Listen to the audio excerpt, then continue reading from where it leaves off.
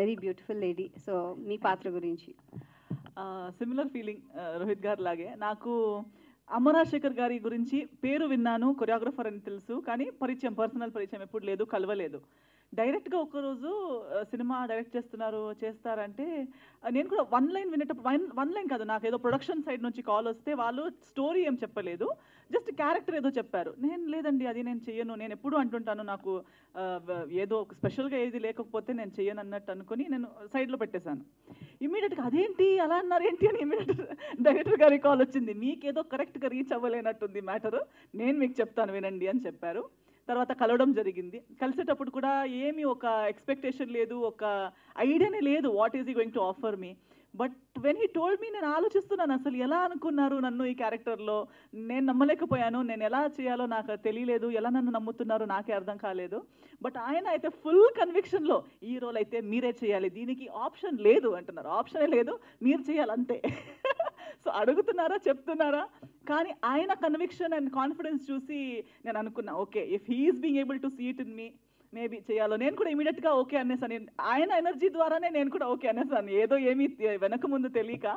But సెట్లో I think అడుగుపెట్టిన దగ్గర నుంచి సినిమా ఎలా జరిగింది, ఎంత బాగా ఒక మంచి టీం, శ్యామ్ కే నాయుడు గారి దర్శకత్వమే కదా, సినిమాటోగ్రఫీలో, అండ్ మన డైరెక్టర్ గారి క్రియేటివిటీ, లైక్ రోహిత్ గారు సెట్ ఆన్ ద స్పాట్ మనం ప్రతిదీ ఇంప్రొవైజ్ చేయడం, కానీ పేపర్లో సీన్ ఒక్కలా ఉండే, తర్వాత అక్కడ సెట్లోకి వెళ్ళాక మనం డిస్కస్ చేసి ఫైనల్గా okay shot is something else all together on an other level. So shooting టైంలోనే ఆ వైబ్ వచ్చింది, ఒక మంచి టీమ్ బిల్డ్ అయింది, అండ్ మంచి సింక్లో వర్క్ జరిగింది. ఏ వెదర్ కండిషన్ కానీ, ఏ సిచ్యువేషన్ ఉంటే కూడా ఎక్కడ వర్క్ పరంగా కాంప్రమైజ్ అవ్వకుండా, లేదా మన వైబ్ పరంగా కాంప్రమైజ్ అవ్వకుండా, అండ్ నిజంగా ఇది ఒక true spirited home production feel ఇది. ఈ రోజుకి కూడా ఇప్పుడు కూడా నాకు ఎలా అనిపిస్తుందంటే, దిస్ ఇస్ ఎన్నో సినిమాలు చేస్తున్నాము, ప్రతిసారి ఇక్కడ కూర్చుంటున్నాం, కానీ ఈ సినిమాకి నేను అప్పుడు కూడా రాధా గారికి కూడా చెప్పాను, I'm both excited and nervous for this film. నాకు చూడాలని కూడా ఉంది, అట్ ద సేమ్ టైం భయంగా కూడా ఉంది. భయం ఎందుకంటే అంత ఎంజాయ్ చేసాము, అవుట్పుట్ ఎలా ఉంటుంది అనే ఒక పాజిటివ్ భయం. సో అది సార్ అడిగినట్టు ఎలా అనిపించింది అని మీకు కూడా అడగాలనిపిస్తుంది, నాకు కూడా చూడాలని ఉంది. సో ఆ రెండు ఫీలింగ్స్ చాలా రోజుల తర్వాత ఒక సినిమా కోసం నాకు మేబీ రెక్కీ తర్వాత ఈ సినిమాకి నాకు ఆ ఫీలింగ్ వస్తుంది, that I'm both happy, nervous, mixed emotions ఉన్నాయి. అండ్ ఈరోజు కూడా ఒక ఫ్యామిలీ ఫంక్షన్కి వచ్చినట్టుంది, మన ఫ్యామిలీ ఫంక్షన్ ఏదో ఉన్నట్టు, అది చాలా బాగా జరగాలి అన్నట్టు. సో ఎందుకంటే రాధా గారు it's like family, father is directing, son is the hero, wife is handling production, daughter కూడా అన్ని వర్క్ చేస్తున్నారు. సో వాళ్ళందరూ మన సినిమా అని మాటల్లో మాత్రమే కాకుండా ఫిజికల్గా కూడా వాళ్ళు అది ప్రయత్నాలు చేసేటప్పుడు, అది మనం కళ్ళారా చూసేటప్పుడు మాకు కూడా స్పిరిట్ వచ్చింది, మనకు కూడా ఇది మన ఇంటి ప్రొడక్షన్ అన్నట్టు ఫీలింగ్ వచ్చింది. ఈరోజు ఈ ఈవెంట్ కూడా పిలిచేటప్పుడు కూడా నేనేదో ఏం వేసుకుందాము, మన అందరూ ఒక టీం చేద్దామని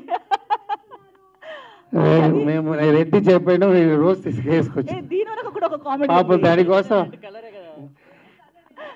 పాప ఫస్ట్ ఏమైంది తెలుసా, నాకు చెప్పారు గ్రాండ్గా చేద్దామండి, మీరు ఒక మంచి ఏదో మీ కలర్, మీరు ఏం కలర్ సెలెక్ట్ చేస్తామో అదే కలర్ మేము అందరూ వేసుకుంటాం, మీరు మా మహాలక్ష్మి అన్నారు. ఓకే సరే అయితే మీ ఫేవరెట్ కలర్ ఏంటి అన్నారు, నా ఫేవరెట్ కలర్ పింక్ అన్న. పింకా అన్నారు, కాదు మేము పింక్లో ఎలా ఉంటామని చెప్పేటప్పుడు స్పిరిట్లో చెప్పారు. సడన్ నా కలర్ పింక్ అనేసరికి ఆ పింక్లో మేమందరూ బాగుంటాం, పింక్లో వచ్చారా మీరు? సో పింక్ వద్దేమో, వేరే ఇంకో ఆప్షన్ ఇంకో కలర్ సెలెక్ట్ చేయండి అన్నారు. ఇప్పుడు ఓకే అందరూ బాగా కనిపించేలా కలర్ ఉంటే సరే blue, let's go for blue అన్నా. అవునా బ్లూ, నా సెలెక్షన్ కలర్ రెడ్ చెప్పారు, రెడ్ బాగుంటుంది, లేడీస్ రెడ్ బాగుంటుందని నేను వేసుకున్నాను. తర్వాత లాస్ట్ కి అన్నారు సరే ఓ let's all go for red, అందరూ రెడ్ వేసుకుందాం అన్నట్టు. అందుకే అది మూవీలో ఉంది ఆ రెడ్, అంతే. And it's positive, red always powerful అలా. సో దానికి కూడా డీటెయిల్డ్గా మీరు బాగా కనిపించాలి, అందరూ బాగా కనిపించాలి మన టీం. సో ఒక ఆ స్పిరిట్ ఈ సినిమాలో డే 1 నుంచి కాన్సెప్షన్ డే నుంచి అది ఉంది కాబట్టి అదే ఎనర్జీతో ఇక్కడ ముందుకు వెళ్తున్నాము. టీజర్ చూసేటప్పుడు కూడా I'm very happy. So I like every one else I'm equally excited about తలా. ఒక విషయం ఏంటంటే ఎందుకు స్పాట్లో చేస్తున్నాను, ఇది కథ 3 years చేసింది, డైలాగ్ స్క్రీన్ ప్లే అన్నీ అయింది.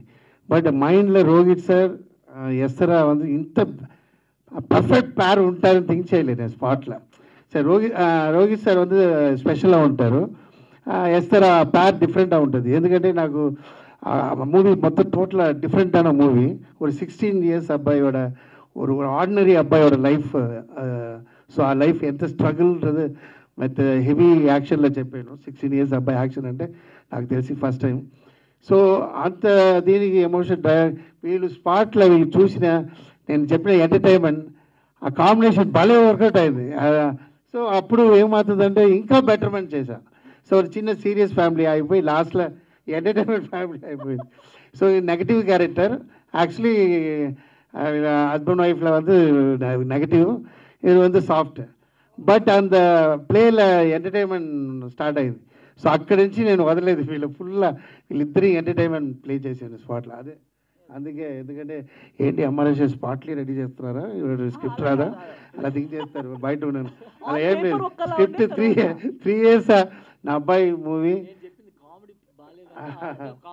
లేదండి వీళ్ళు ఉన్నారే, మన అక్కడ చూసిన వాళ్ళు ఉన్నారే, అందుకే చెప్తున్నా. వీడు అబ్బాయి మూవీ కూడా స్పాట్లో చేస్తున్నాడు వీడు అది. సో 3 years కథ ప్రాణం ఇచ్చి చేశాను. అలాంటి నా అబ్బాయికి ఒక ప్రాజెక్ట్ చేయాలంటే అది ఎలా ఉండాలి, అది வந்து అబ్బాయి మూవీ வந்து ఏంట్రా నా అబ్బాయి మంచి చదువున అబ్బాయి ఎందుకు స్పైల్ చెప్పకూడదు. చదువు సార్ ఒకే మాట చెప్తాడు, బాగా థింక్ చేయి, ఆడు చదువుతున్న అబ్బాయి రాబో ఇది లేసరా కథకి 16 years అబ్బాయి కరెక్ట్గా ఉంటారు. తర్వాత ఓకే, ఆ తర్వాత మూవీ చూసి అబ్బాయి మంచి చేస్తామని చెప్పారు. సో అది హ్యాపీ నాకు.